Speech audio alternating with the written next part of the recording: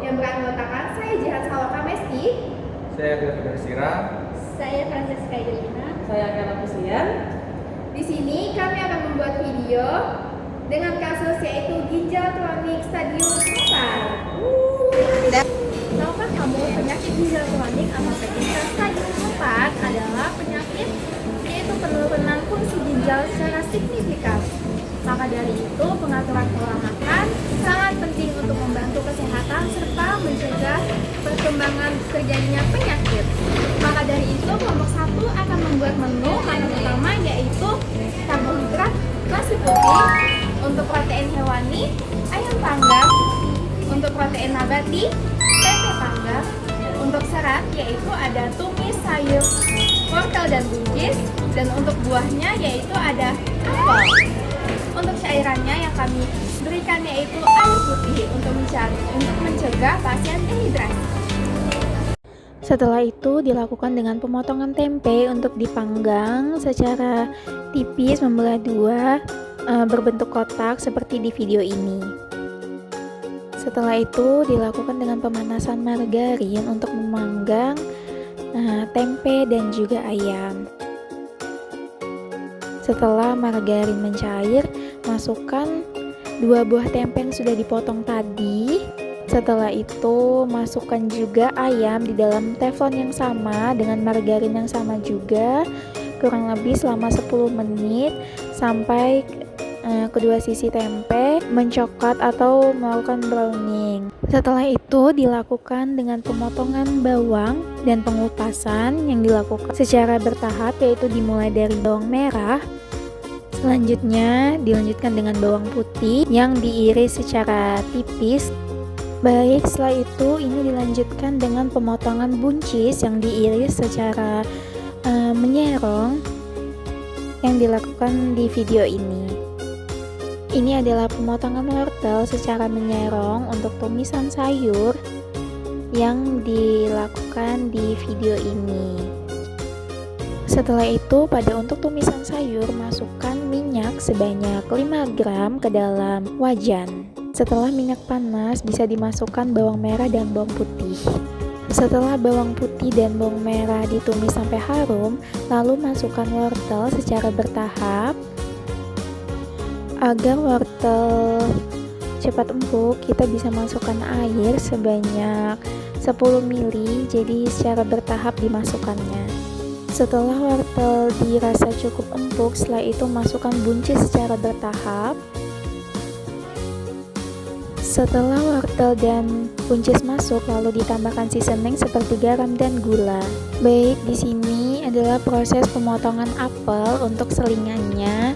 Untuk pemotongan apel di sini kami mengupas kulitnya dan dipotong secara tipis-tipis. Setelah itu di plating di atas piring berbentuk plate atau tidak piringnya dasar seperti yang ada di video ini. Setelah itu untuk nasinya ditimbang sebanyak 100 gram. Setelah ayam panggang dan tempe panggang diangkat, lalu masukkan nasi yang sudah ditimbang tadi. Setelah itu di plating menggunakan tempe dan juga ayam yang sudah diangkat tadi. A few moments later. Baik, kesimpulan dari kasus itu yang pertama adalah pada klien history itu ada kliennya menderita riwayat hipertensi dan juga mengkonsumsi obat anti hipertensi yaitu amlodipin, yaitu dikonsumsi 1 kali sehari.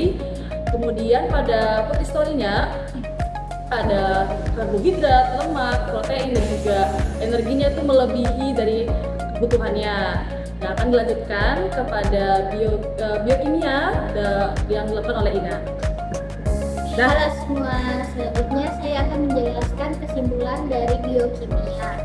Kesimpulannya ini ialah pasien mengalami penurunan fungsi ginjal yang ditandai dengan peningkatan kadar kreatinin sekitar 1,9 mg per desiliter, uranium 50 mg per desiliter, dan mengalami anemia hipokromik yang ditandai dengan kadar hemoglobin 7 gram per desiliter, hematokrit 25%, eritrosit 2 kali 10 pangkat 6 mikroliter, MCH 24,2 pikogram dan MCHC 30,2 gram per desiliter yang berada di bawah normal. Selanjutnya saya akan serahkan kepada teman saya yaitu Rio. Halo, saya Rio. Di sini saya akan menjelaskan mengenai pasien dalam kesadaran normal, mampu berkomunikasi dengan baik, tidak mengalami gangguan pada ekstremitas, disfagia maupun gigi geligi. Namun pada sistem pencernaan ditemukan keluhan mual, muntah, dan nyeri ulu hati yang berpotensi menurunkan asupan makan. Selain itu, suhu tubuh 38 derajat Celcius termasuk demam yang menunjukkan adanya proses infeksi atau peradangan yang dapat mengaruhi kondisi klinis dan status gizi pada pasien. Oleh karena itu, pasien berisiko mengalami penurunan asupan makan dan memerlukan pemantauan lebih lanjut terhadap kondisi klinis serta status gizinya. Selanjutnya akan dijelaskan oleh Gian. Halo, saya Dikran. Di sini saya akan menyampaikan terkait diagnosis gizi tersebut diberikan karena adanya keterkaitan yang jelas antara data objektif laboratorium dengan pola perilaku makan pasien. Yang pertama diberikan yaitu diagnosis MC2.2 ditegakkan karena terbukti klinis berupa peningkatan kadar kreatinin 1,9 mg per desiliter dan oleum 51 mg per desiliter yang menunjukkan adanya gangguan fungsi ginjal serta akumulasi sisa metabolisme protein dalam darah. Sementara itu, diagnosis selanjutnya yaitu MD1.1 ditetapkan sebagai etiologi atau akar permasalahan karena pasien belum memiliki pengetahuan, sikap, atau pola pikir yang tepat untuk menerapkan diet khusus ginjal, sehingga tindakan konsumsi makanannya belum sesuai dengan prinsip ilmu gizi yang diperlukan. Dengan demikian, diagnosis ini memberikan dasar bagi dietitian untuk melakukan intervensi berupa edukasi dan perubahan perilaku agar pasien dapat mengelola pola makannya dengan benar demi memperbaiki profil laboratoriumnya. Selanjutnya akan dijelaskan oleh teman saya yaitu Kela Krislian. Baik, saya Kayla. Saya akan menjelaskan alasan intervensi diberikan. Pertama, diet yang diberikan kepada pasien adalah diet penyakit ginjal kronik.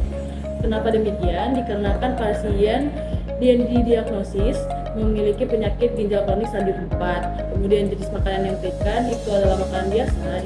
Kenapa demikian? Dikarenakan pasien masih bisa memenuhinya secara normal dan tidak mengalami gangguan imunnya ataupun disfagia.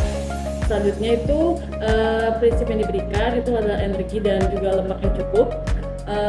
Kemudian pada protein itu diberikan 0,8 gram per kilogram BB. Mengapa demikian? Dikarenakan untuk membatasi kerja ginjal tetapi tetap memenuhi kebutuhannya. Kemudian pada karbohidrat itu diberikan sesuai dengan sisa dari perhitungan energi, protein dan juga lemak. Kemudian pembatasan natrium juga diberikan dikarenakan pembatasan natrium, kalium dan juga cairan dilakukan untuk menjaga keseimbangan cairan elektrolit serta menjaga komplikasi. Intervensi ini secara keseluruhannya tentunya untuk mempertahankan status gizinya dan juga memperlambat penurunan fungsi ginjal. Oke, selanjutnya akan dilanjutkan oleh teman saya yaitu Rio. Hai, saya Rio. Di sini saya akan menjelaskan mengenai perhitungan kebutuhan kebutuhan wanita dengan penyakit ginjal PGK stadium 4 menggunakan rumus Mifflin. Penggunaan rumus Mifflin di sini karena mampu memberikan estimasi kebutuhan energi yang cukup akurat pada orang dewasa. Asupan protein 0,8 gram per kilogram BB per hari. Diberikan untuk memenuhi kebutuhan tubuh sekaligus mengurangi beban kerja ginjal akibat penumpukan sisa metabolisme protein. Lemak 25% dari total energi dipilih sebagai sumber energi tambahan agar kebutuhan kalori tercukupi tanpa meningkatkan beban ginjal. Sementara itu, karbohidrat diberikan sebagai sisa kebutuhan energi terbesar karena merupakan sumber energi utama tubuh yang lebih efisien sehingga dapat mencegah penggunaan protein sebagai sumber energi dan membantu mempertahankan status gizi pasien. Selanjutnya akan dilanjutkan oleh Ina. Halo, saya Ina. Selanjutnya saya akan menjelaskan mengenai pemilihan MANEF, yaitu monitoring dan evaluasi yang dipilih berdasarkan diagnosis gizi pasien, yaitu perubahan nilai laboratorium terkait gizi dan kurangnya pengetahuan gizi. Parameter yang dipantau meliputi antropometri yang berisi berat badan untuk melihat status gizi. Yang kedua ada biokimia berupa hemoglobin, ureum, dan kreatinin untuk menilai fungsi ginjal dan anemia. Yang ketiga ada fisik klinis berupa tekanan darah serta keluhan pasien. Yang keempat ada asupan makan untuk mengetahui kepatuhan terhadap diet. Dan hasil monitoring yang menunjukkan peningkatan asupan serta perbaikan nilai laboratorium sehingga intervensi gizi dapat dilanjutkan dengan pemantauan berkala. Sekian, terima kasih.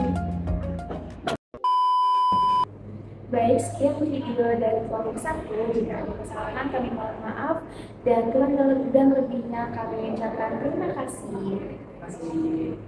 Dadah.